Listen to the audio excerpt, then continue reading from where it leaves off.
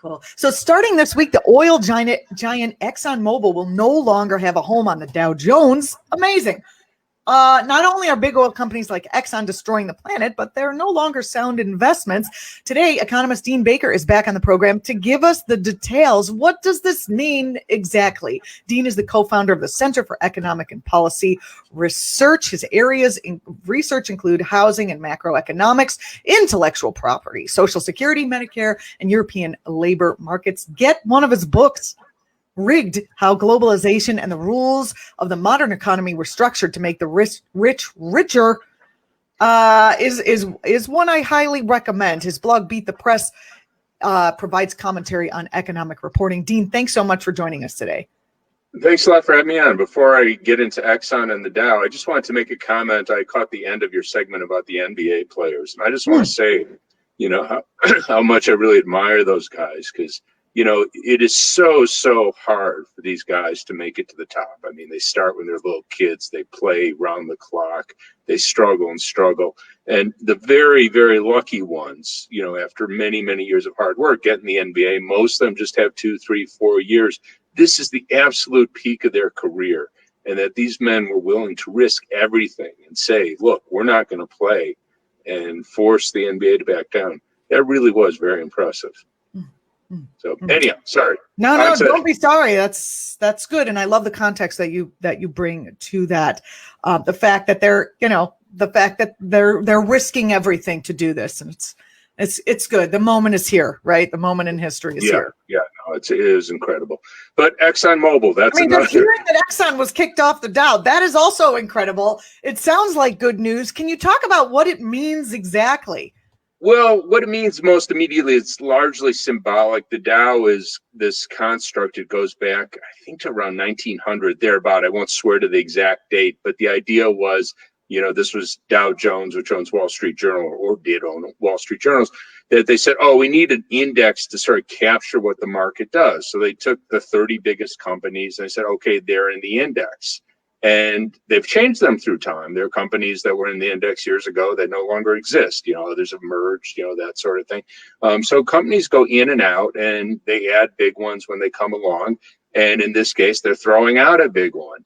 And, they're looking at ExxonMobil, and my guess, two things going on here.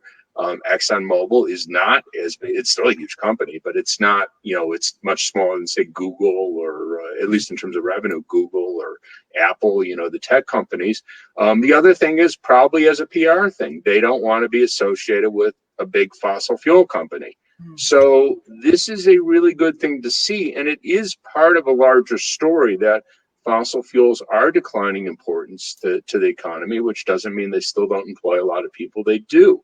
But that share, their share in the economy is much, much smaller. I mean, one of the items I was really struck by, Donald Trump was briefly pushing a boycott of Goodyear Tire. And Goodyear Tire employs 65,000 people. How many people are employed in the coal industry? 50,000. So these industries... Really?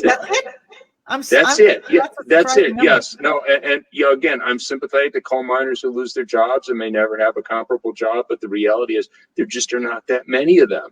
So we hear this endless talk, and it's a tragedy when someone loses their job. But the reality is there just are not that many of them. And, I think this is a great time. Biden has a good line. They could be retrained into green energy, jobs. There would be a lot of them if we transition. Exactly. That's what we need to do. And they don't have to just be homeless and penniless. The solar panels don't put themselves on the roof by themselves. Someone has to do that, and their jobs in produce, we're going to still have cars. We'll have electric cars, the solar panels themselves, you've got to produce them. You've got to install them. You have to come and make sure they still work after a big rainstorm or a tree or a branch or whatever happens.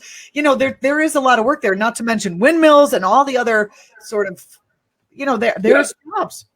Yeah, so the idea that somehow there's only jobs in fossil fuels, there's no jobs in clean energy, it's close to nuts. And, of course, people are seeing that, so on the one hand, the jobs in fossil fuel, I mentioned that with the coal industry, but, there's fewer jobs in the other sectors as well.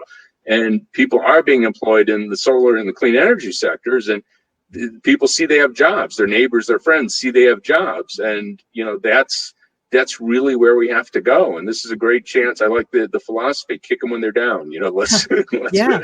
let's Yeah, go after the oil industry now. You mentioned that, the Dow basically wasn't, part of it was a PR move because they don't want to be associated with big, environmental destroying, but they don't mind being in bed with Salesforce, who does a lot of, surveillance of people, right? So they're not. If it's I don't look to the Dow as being, sort of good socially minded actors, but No. There are things that they could create enough bad publicity. I mean, to be clear, if ExxonMobil were thriving, if the company was doing record profits, its stock price was going through the roof, it was growing, my guess is they wouldn't have done it. But, it's a combination. Here's a company that's on hard times and it gives them bad PR. Good time to dump them. But Dow hasn't removed big oil entirely. Chevron is still there. Why remove one and not the others? I don't think they want to be seen as making too public a statement on it. So their official line, I haven't talked to them, but my guess is their line is, well, it's just not a representative company anymore. It's not that large. So we thought it was reasonable to remove it. And, if you asked them about Chevron, they'd probably say, well, we're always reevaluating, which companies should be on the list. So, maybe a month, 2 months, 3 months down the road, they'll remove Chevron too. Not to say they will, but I don't think they wanted to make a big statement about it. But I think that clearly is part of the story. Can you explain the economics to Dow to Exxon that occur with them being removed? Is there a penalty to them? There's, I haven't seen the latest research on this. Years ago, people had done research looking at when a company gets in one of these big indices. So this is, the Dow, of course, is one of the big indices. The S&P 500 is one of the big indices, that it has an impact on their stock price, meaning it raises it. Presumably, if that's true, then it means it lowers it. Is that a big deal? Well, we aren't talking about doubling or anything. Maybe it'll affect their stock price, a couple percent or something. They're not going to be happy about that, but that's not going to bankrupt them. Are people going to be feeling the economic impact of removing this big company from the Dow, or will it affect them? No, it's basically invisible. It's if you go back, well, it's still going on, but I remember a few years ago, there's a big push to get a lot of colleges and universities to divest. I remember my own school, someone contacted me there. I'm an alum, and I wrote a letter saying I thought it'd be a good idea. It was kind of funny because it was in 2014. And, I said, I'm sure that this will involve some hit. I don't think a big one to the endowment, but I think it's worth it to make this statement. And the irony was, this was literally just before oil prices plummeted. They would have made out like bandits had they divested. I didn't know that. But that was, but that turned out to be the economics at the time. And, at the moment, there's a glut of oil on world markets. And obviously, as economies secondary to the pandemic, nobody's going anywhere. No, that's directly coming from the pandemic. Yeah, that's right. But as if it gets to be the case that U.S. and other countries make a big part of their recovery a shift to clean energy, that glut's not going to go away.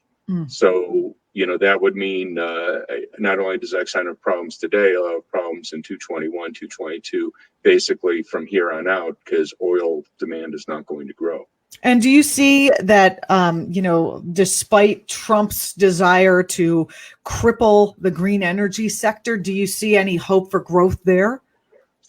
Well, look, if he gets reelected, it's going to green energy.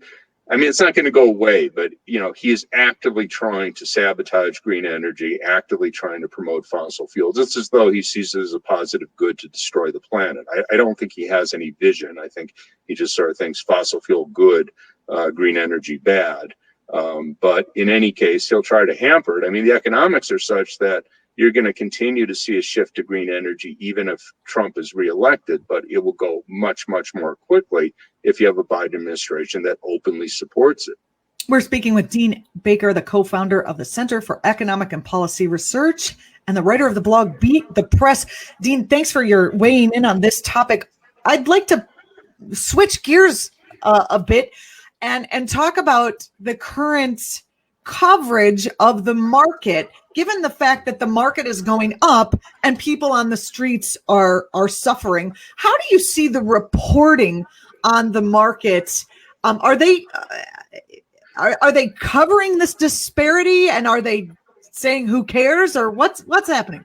Well, I think there's enormous confusion, certainly among the public, but I think even a lot among economics reporters. The stock market, at least in principle, I'm not even saying like I don't like it, I'm a leftist or anything, what's it supposed to measure? It's supposed to measure the future profits of the companies listed on the stock exchanges. So if I'm looking at Apple stock, I'm not asking, oh, do I think the economy is good? I'm going, what are the prospects for Apple's profits over the next year, 2 years, 5 years? And I could easily say those look very good, even though the unemployment rate's still going to be 10%, because some people will have money, they'll be buying Apple stuff. Apple could actually benefit from having a high unemployment rate because it could mean labor's cheaper. Apple doesn't employ that many people in the US, but other companies do. So that's not clear that a bad economy is bad for corporate profits. And that's what the stock market measures. And it's a fairly simple point, and it's a non-controversial point. So you could bring on your most conservative economists. They're not going to tell you that Apple stock's going up because people have, a lot of people have jobs. They'll tell you Apple stock's going up because people think its profits will be higher. It's not a controversial point. Have you noticed any additional reporting that might be helpful? I mean, we have CNBC and we have all these different mainstream outlets that pound away at the stock market and the ins and outs of the stock market. And we've got Fox News talking about the stock market as if it is the indicator of what is going on Main Street. Do you see, is there a potential for making a CNBC for Main Street where we're like, hey, everyone's jobless, because Trump uses the reports on the stock market to say everything's fine. And then people are stupid enough to believe it. Yeah, well, there are some good reporters at places like the New York Times, Washington Post, NPR, and they have made this point, but I don't think they drive it home enough. And I think even in those outlets, they still act like, oh, you deserve credit for stock prices going up. Like, wow, that's a great thing. I mean, I tell people, think of the stock market like you think of corn prices. So suppose corn prices just went up by 50%. Well, if you're a corn farmer, you're really happy. The rest of us, we're going, well, I guess that means we're going to pay more for corn. It's not that big share of our budget, but whatever, it's going to cost us. We wouldn't be celebrating. Let's just put it that way. Same thing with the stock market. So stock prices go up. That means, the people who own a lot of stock are doing well, presumably corporate profits. I mean, sometimes the stock market's irrational. It goes up or down for weird reasons, but whatever. We'll say that actually reflects future profits. So people own a lot of stock are doing well. The rest of us, why is that something for us to celebrate? So I think it's important to really drive home that point. And it's not just anti-Trump. I said this under Obama. I said it under Bush. I said it under Clinton. This is just the reality. The stock market is not there to measure the economy. It's not like a thermometer we, put in your mouth to see how healthy you are. It's simply a measure of, anticipated if the future of caskets went up and was looking good, that would be not an indicator of success for the rest of the world. Just somebody's going to make money on those caskets. Exactly. That's the story. And it's really important to drive that home. What's coming up on Beat the Press this time? Well, there's a piece this morning in the Times on Japan, and it's kind of, almost humorous to me because I've been seeing this for 2 decades, saying that, oh, Japan's in a huge crisis. It has to change this and that. And basic story, I'm not going to celebrate Japan's economy. Everyone's got troubles. They have troubles, but it's not on the edge of collapse. They aren't like, oh, my God, we can't, we have this big debt, we can't do anything. So I'm going to do a piece on that, just pointing this out. I mean, as I say, this goes back, I'd say 2 decades, maybe longer, just this Japan's about to collapse. And of course, it never does. Does that suggest that, we believe that there's some specialness about the Japanese economy, that it's an indicator that future, that the world economy is going to collapse? Why this interest in Japan's economy collapsing? Well, Japan has a very large debt. So its debt to GDP ratio is over 250%, so, we have all these people warning like, oh my God, the US debt is so high. And, we're going to hear this a lot if Biden gets elected. because what always happens when there's a Democrat in the White House, we have to Yeah, worry they about forget that the Republicans run up the debt. That's what happened. Yeah. So we'll hear a lot about that. And, one of the points I and other economists make is, well, look, here Japan has much, much higher debt than we do relative to its economy. And it has none of the problems that are supposed to be associated with it. Its interest rates, its long-term interest rates are nearly zero. Ours are 0.6 or 0.7, which is none too high, but it's higher than zero.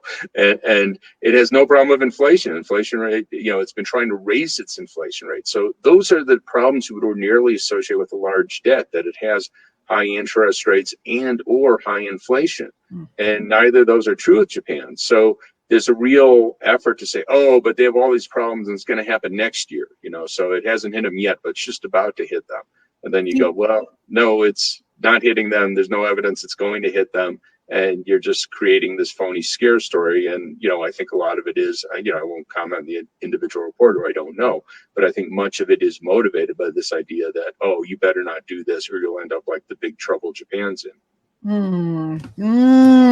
Dean, every economist who we have on the program, we asked to do a slight bit of crystal ball gazing, and they all shirk that request, but we continue to make it anyway because people want to know what the experts and experts who actually are progressive minded, or at least people minded, where are we exactly in terms of the economy and what's happening with the coronavirus? What are we looking out for? There are people predicting that once the schools fully open, today was my daughter's first day, 3 weeks from now, she'll be home with the mask on and we're all going to be dead. So like, what are we looking at in terms of the economy? We've got an election coming up. Yeah. It's just like there's so much. And I think people feel that enormous fear. So if you could comment on, give us a little slice of anything you might be thinking around where we are right now in the U.S. It's actually a very mixed figure. I hear some people going all gloom and doom, and the reality is for a lot of people, it's actually looking pretty good. One of the things that's been striking is home construction's been very strong. Home purchases. Because everyone's leaving New York City. It's like, you do have a lot of that. The Times had a piece about homes in the suburbs are like selling like hotcakes. People can't, as soon as they're in the market, they have multiple offers above asking price. So, that sector's doing well. Car sales are doing well. What you have, and it kind of stands to reason, the areas where people would be most exposed to the virus, things like restaurants, hotels, gyms, those are really getting whacked. And the people who don't have jobs because of that are overwhelmingly those at the bottom end of the labor market. So you have a story where if you're in the top, say, half of the labor market, and certainly the top quartile or quintile, you're mostly doing pretty well in most cases. You're able to work from home. You probably still have your job. You might, government send you a $1,200 check. So those people are doing pretty well for the most part. These are people in stock too, I should mention. But those at the bottom are totally getting nailed now, and having lost the $600 supplements, a lot of people, they don't have their work. There's not another job out there. I know the Republicans are saying, oh, we were giving them incentive not to, well, that's garbage. There's not a job out there, and now they can't pay their rent. They aren't going to be able to buy But what's food. the likelihood of a good economy being able to stay strong with hundreds of thousands, possibly millions of people really, really struggling economically? If the government doesn't support the people who are struggling economically and they start to say, be sick with whatever because they can't get treatment, then, those people don't just stay in isolation. Then the illness spreads, crime starts to spread as people, become more and more desperate to feed their families. We can't necessarily go on for very long when people at the bottom are suffering so well, I don't, it's a really horrible picture. And, obviously it's very cynical of, people in Washington. I should just say people in Washington. This is clearly a Republican story. The Democrats wanted to extend that $600 supplement. So, that's simply the reality. It's not a partisan issue. They wanted to extend the supplement. I should also mention state and local governments are all hurting, and there's going to be a big round of layoffs there if they don't get some money very, very soon. We might already be seeing those. We have a jobs report coming on Friday, and it wouldn't surprise me if that does show a lot of layoffs. We're already down 1.5 million in the state and local sector. So, can the economy keep going like that? In a sense, it probably can. Is that a society any of us want to live in, where, you have so many people suffering, really horribly for things that are not, again, it's not at all their fault. Someone had a job in a restaurant. Some people had 2 jobs, 3 jobs. They're trying to support their kids. They're trying to do what we think they're supposed to do, and they aren't able to because the restaurant isn't hiring anyone. It's closed, and we just say, well, too bad, you're out of luck. You should have been a computer scientist. Yeah, I don't know. I mean, it just so can we survive like that? I mean, it's not a society I want to see. I don't know whether we could survive like that. Dean Baker, thank you so much for being with us. Follow Dean on Twitter at Dean Baker. Very easy to spell. 13, Dean Baker, the number 13. Or you can follow the Center for Economic and Policy Research at CEPRDC on Twitter. Thanks a lot, Dean. It's always enlightening to have you here. Thanks a lot for having me on. Appreciate it. If you're watching us on your kid, by the way. Oh, thank you. I would show you pictures. I took a bunch of photos. She's excited. She's holding her lunchbox. And then there's me waving. And then there's me crying. And then there's me drinking a cup of coffee. So, all the other moms are like, pretty soon there'll be a nice photo of you looking at your watch for when is she coming home? So we'll see. I know, and my blessings to all the moms out there who are struggling with at-home schooling or in-person schooling. It's all terrifying. It's all very, very, very tense. Very tense. Thanks again, Dean. See you next time.